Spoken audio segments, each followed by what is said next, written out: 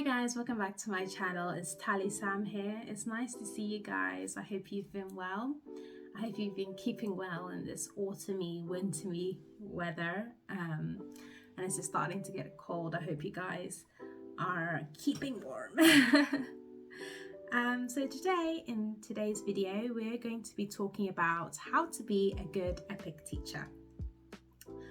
So I've been in Korea now for more than 1.5 years, and in that time I've really kind of self-assessed my own teaching and how I think being a good EPIK teacher, what it is to be a good EPIK teacher. I'm not saying I'm brilliant and amazing, but I do try my best to be the best teacher that I can in the best way I can. So I have 5 points for you guys in how to be a good EPIK teacher. So should we get into it? Okay, so the first one would be to build rapport with the students. I really think it's important to build good rapport with them, so like learning their names, and also like some students come up to you and talk to you about like, oh, so like for example, I'm from the UK, so they know that UK is like the land of football. So they're like, oh my gosh, do you know Song Heung-min? Like everyone loves Song Heung-min here. So they might be like, do you know Song Heung-min? And you're like, yeah, I do. Or do you know Tottenham? And I'm like, yeah. Also when they say do you know, it doesn't mean that do you know them personally, but you know of them, you know. So it's like those little conversations that like the students, like that particular student always comes to me and talks to me about that particular subject. So I always, like, whenever I see them, I always ask them, oh, how's this person doing? Or how's like Song Heung-min doing? Because obviously they would know like, oh, he's moved to this, like for example with Ronaldo, he's moved to like, oh, he's moved to another football team, all this kind of stuff, or he started a new YouTube channel, you know, like, so like the kids really, when they have that one topic they want to talk to you about, I use that as a conversation starter as well. And also another thing I would say is if you can speak Korean even a little bit, it goes a long way with the kids. One thing that I kind of regret doing is not speaking as much Korean. Even though I can speak like up to intermediate level of Korean, I kind of didn't speak Korean that much at the beginning because I wanted them to be able to speak, like to practice speaking English with me. But I thought if I just speak in Korean, then they won't really practice English with me when they see me. But I feel like that kind of created a little divide between me and the students because I feel like they can't really fully express themselves in English, right? So if I had spoken more Korean at the beginning and that everyone knew that I speak like Korean, they'll feel more comfortable talking to me. And when I've spoken to the kids in Korean, it's actually really a different dynamic. I'm not saying my Korean's not that deep, it's just like basic stuff, but even when I've spoken to them in that basic Korean, it feels so different from when I speak to them in English, because in English it's a bit more broken, but in Korean the conversation can flow a little bit better, even if like I wouldn't understand 100% what they said, but to the extent that I do understand, it's really is a different feeling and it feels a bit like more closer to them. I can understand them a bit better and it feels more, I don't know, it just feels different. So I feel like even if you can say 안녕하세요, if you can just say like, you know, 밥 먹었어, like have you eaten, you know, all these kind of things will go a long way, I feel like, with the students. So I would definitely recommend learning their names, even though I haven't had the best I haven't learned all my students' names. Like literally, I think I teach 800 students at both schools, so it's literally quite a lot of students, but there are some students' names that I do remember.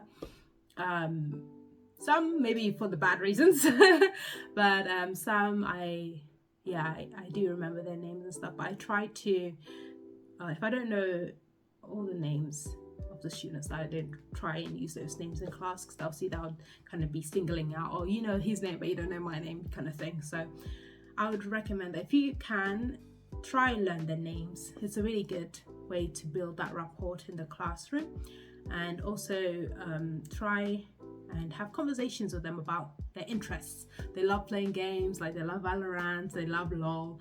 So talking about that too, it's something that can build good rapport in the classroom.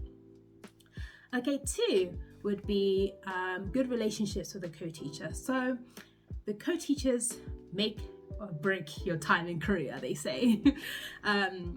Like co-teachers are basically your next point of contact in the school. They are your like supervisors. They help you with your life back, like with your life outside of school, in terms of like, you know, your apartment and that kind of thing as well. So really having a good relationship with them goes a long way too, because it really can help you feel more part of the school and part of the staff. So making sure that also you greet other teachers who are not your co-teachers when you see them is another thing as well. Even just by saying answer, or even just bowing when you see them, it really goes a long way. And there are some teachers who will come up to you and want to talk to you and that kind of thing. So also like remembering their names and having conversations with them goes a long way. For me, like so outside of school, there was 2 teachers that I met like outside of school, and it was really nice because we met up and had dinner together and stuff like that. It was really nice because of that relationship that we have made in the school. Outside of school too, we could meet up and, you know, that kind of thing. So it really makes you feel like part of, you know, to feel part of the school. So I really recommend doing that as well. 3 will be plan your lessons in advance. So I always plan my lessons a week in advance. When I actually came, I was really blessed. I was really blessed that the teacher before me, she left all the materials, which was really nice of her. So I didn't have to plan all my lessons like from scratch and make the materials from scratch, but I already had the material. So but in a week in advance, I would always just check those lessons and kind of familiarize myself with the lessons.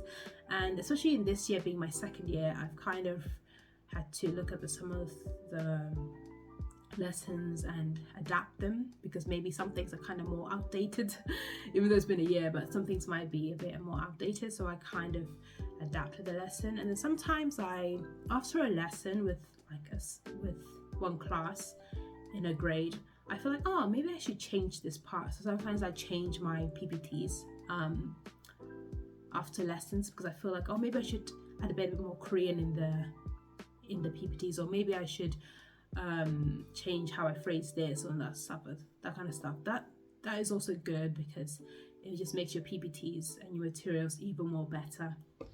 So yeah, especially if you have to plan from scratch, especially with next year, because the books are changing. So there will be new released copies of the book. So with that means new material, but also maybe you'll be able to recycle the old material you had. And if you're a new teacher, maybe the teacher before you would have left the material they have, or you would have to make your own. But I'll definitely recommend at least a week in advance. It depends on you, because everyone's different. Maybe you need to do a month in advance, but at least a week in advance helps you to just keep on top of things for planning for your lessons. Number 4 would be decorate your classroom. So actually it's funny because this kind of came as well from like watching my classrooms are pretty much decorated in a way of like, in a sense I didn't actually decorate it that much, but already there's a lot going on the walls. There's a lot like on the curtains, there's like English phrases and all that. So it's kind of like I don't need to, on the blinds I mean English phrases and everything. So it's like I didn't need to really decorate so much. But one thing that I did do was put up like the students' work. So I displayed the students' work on the walls. And one thing that I saw was that like before classes, the students, not necessarily the students who wrote the work or did the work, but other students before my classes will come and then would be reading the phrases in English and translating into Korean so that they can like they would read it and then translate into Korean, so you can see them trying to process the information and trying to learn. So it was really nice because they look at the things, they look at what you put on the walls, and that's also a good way for them to learn English and to learn new phrases. But also it just makes the classroom really colourful, and I'm sure for the students whose work is up there, it must make them feel really proud as well, that my work is up there, for everyone to see. So it's like, also it's good to do that. Depending on how much your classroom is already decorated already, I really recommend decorating classrooms. And what I wanted to say before was like, on Instagram I saw like some teachers in the UK, for example, who decorated their classrooms, and it really makes it feel homely and really made the classroom look really nice and comfortable. So you want your classroom to be a place where students feel comfortable and they feel safe, they feel warm, they feel invited. So yeah, decorating it can really help them feel that way. And especially another thing I did last year and I'll do this year as well is decorating at Christmas. I think also it's for my own self because like in Korea, like it's not really that Christmassy and I don't really feel the Christmas spirit and vibe that I feel back home. So I feel like like decorating the classroom, making it like with Christmas decorations with the Christmas tree. I'll do a little short video for you guys so you can watch my short on that, of how I decorated the classroom. But doing that also is nice, and also I like to kind of change the themes on my screen, and this is kind of like a personal thing, but I like to kind of change the themes on my display screen, my background as well, and just to go with the autumn vibe, like to go with the seasons. So like in autumn I had like nice like in autumn right now I have like nice kind of like autumn leaves and that kind of thing, and then for Christmas I'll have like a nice Merry Christmas background for my display. But yeah, that's just a personal thing. I love to change I like to do themes, but yeah, just making the classroom really homely and really welcoming for the students goes a long way too. Okay, lastly, number 5, take care of your mental health. So yeah, you're living in a foreign country, so how can you be a good teacher? You need to take care of yourself as well. So during the weekends, during the holidays, you need to even after work, you need to take care of your own self too. So maybe going to the gym, or maybe it's journaling, or maybe it's starting a new hobby. In Korea, because that's the good thing about Korea, there's so many hobbies and there's so many things that you can do. And like last year I tried pole dancing for the first time because of that teacher that I was telling you about who I met, and like she introduced me to pole dancing. So through that I was able to start a new hobby that ended shortly, but it was a good experience. So I'm just saying, like, yeah, taking care of yourself, taking care of your mental health, and also making friends within the EPIK community. So within the people in your intake, or even just like there's also group chat sometimes and Kakao talk with people from in your city, or yeah, so it's really good to like people in your city and that kind of thing. So it's really good to be a part of that because you can find people who are like-minded and who are going through things, similar experiences with you, so you can talk to them about like how things are going at work and that kind of thing. So it's really important to have that. Because it's helped me as well, having friends that I can talk to about how was your school, how is this going, and helping each other when there's problems, and also just celebrating each other and when things go well, and everything like that. So it's really good to have that kind of community. So, and I heard this from like one of the EPIK coordinators, that a happy life outside of the school can also equate to a happy life in school. So for you to feel happy in the school, it also, by being happy outside and in your personal time and in your own time, by having a satisfied life, you can also feel happy in your school. But also it doesn't mean that that's the like equation for everything, but I'm just saying, like, you know, it really helps because we're living in a foreign country, so there's a lot of things that come with it. There's a lot of things that we have to deal with, but taking care of ourselves, taking care of our health is important, and letting off that steam through hobbies, through going to the gym is really good as well. So this is all I have for this video. I really hope this video was helpful.